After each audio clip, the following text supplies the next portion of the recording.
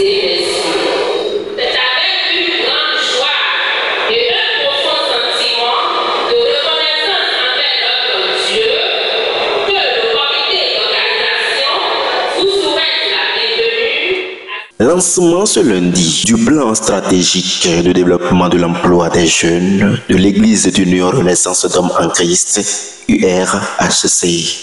C'est un document qui a été élaboré avec l'accompagnement de nos autorités. On a présenté le diagnostic, la synthèse du diagnostic, les forces que nous avons au sein de l'Église. Donc après le diagnostic, nous avons présenté la synthèse d'une cadre stratégique à travers les orientations. D'abord la vision, les orientations du plan stratégique.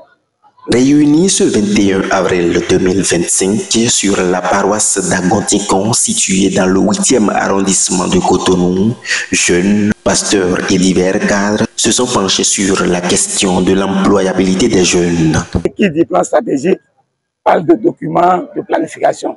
C'est un document qui nous permet de programmer les actions à faire les années à venir, à partir de maintenant jusqu'à l'horizon du plan. Plusieurs facteurs au sein de l'église du RHC peuvent favoriser l'émergence du présent plan stratégique de développement au grand bonheur des jeunes chrétiens. Déjà, au niveau des jeunes, nous sommes en train de travailler, nous sommes en train de développer un thème qui parle de l'emploi.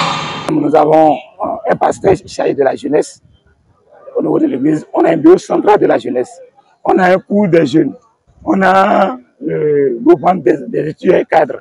Ce sont des cruisers qu'on peut utiliser pour vraiment accompagner les jeunes en matière de recherche d'emploi. Par ailleurs, pour la bonne marche des activités, certaines conditions doivent être réunies. On a présenté aussi les conditions de succès, les conditions que nos autorités vont nous accompagner à mettre en place pour qu'il y ait une réussite vraiment effective de la mise en œuvre de ce document-là. C'est un plan, il faut commencer sa mise en œuvre.